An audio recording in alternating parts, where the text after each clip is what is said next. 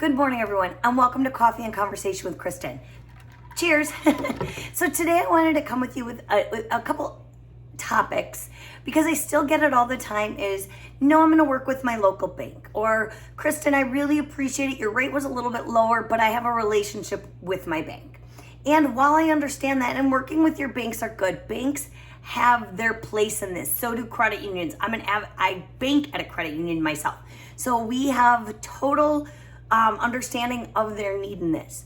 When it comes to home mortgages, I want to give you a few reasons why maybe you should take a second thought at looking at a mortgage banker like myself who has options versus your bank, okay? When you're working with your bank, okay, or your credit union, they may not have all the options that I have. So I'll give you a prime example of the people I'm hearing that they're saying no to that I'm saying yes all day long to. So it's worth that opinion, right? Okay.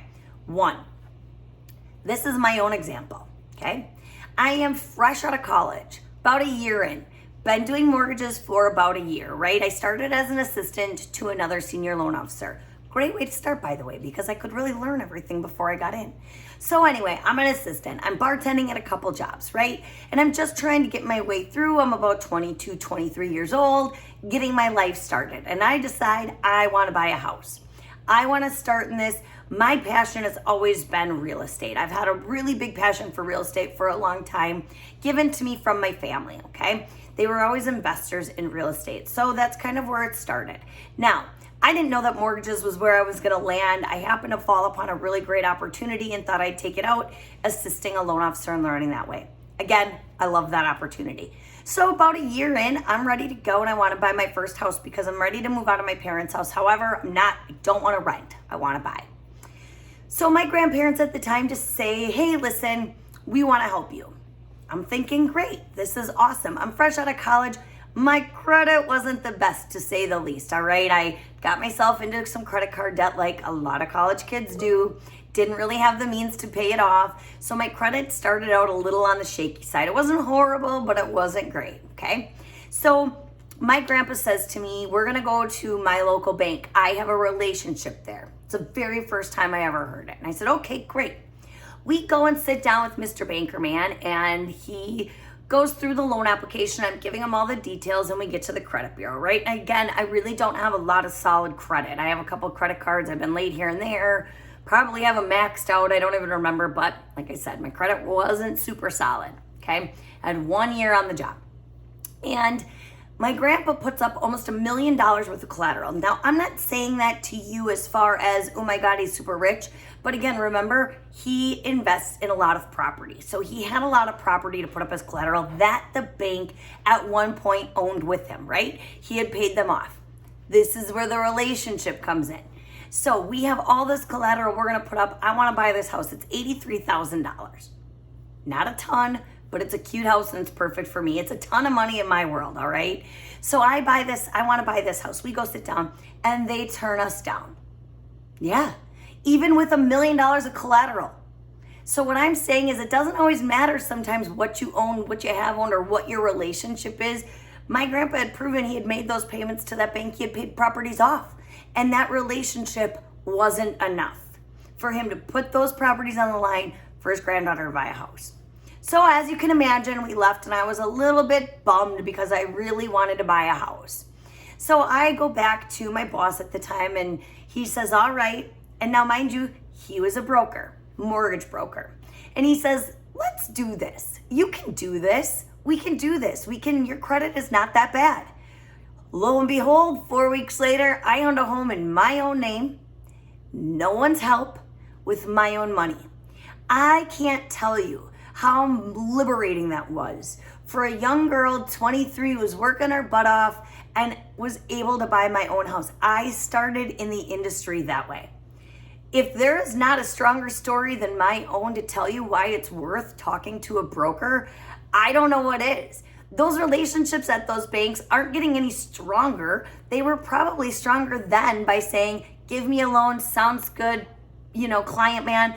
Okay, Mr. Banker man, thank you. Gives them the money and we're done, right?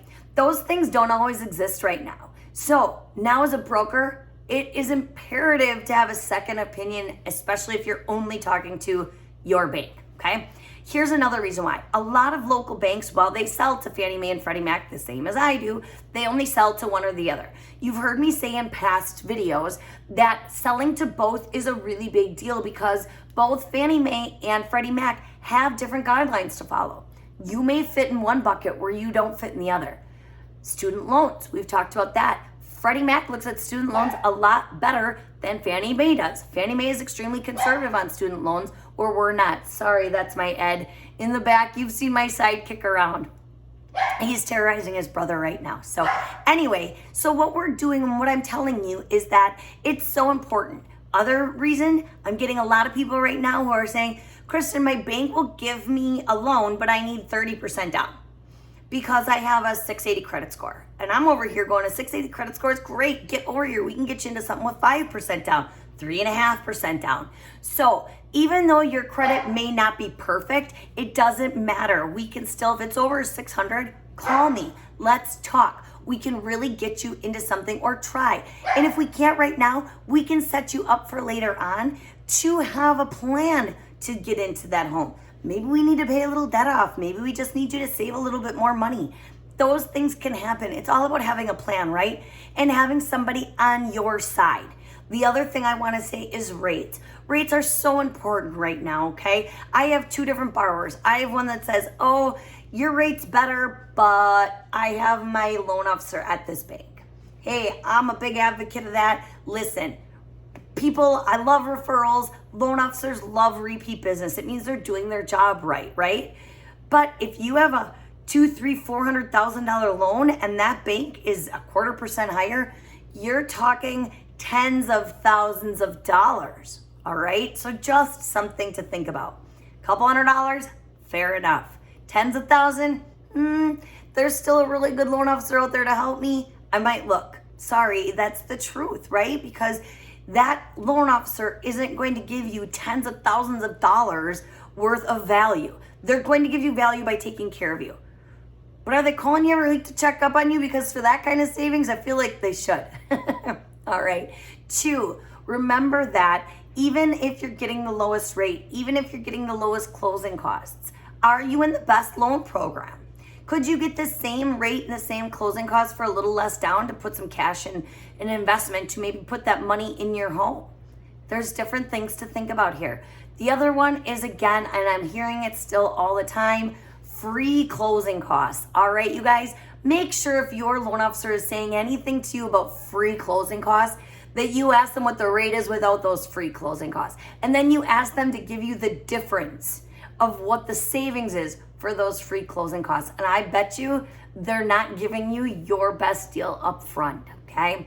So there's just some tactics here that I think are worth noting and worth talking about again, so that when you're out there and you're looking and you're shopping, you are making the best decision for you. It is your loan. You have to pay it back.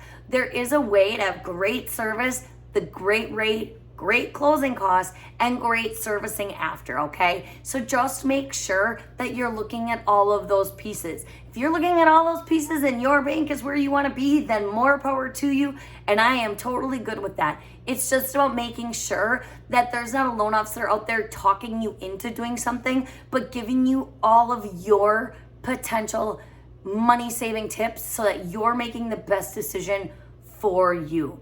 Thank you so much for listening today. If you have any questions, drop your comments below. I'm happy to hear them. And as always, give me a call if you want to run over any scenarios. Thank you so much. Don't forget to like, subscribe, and share to this channel if you want the most up-to-date mortgage information available. Have a great day, everyone. Bye-bye.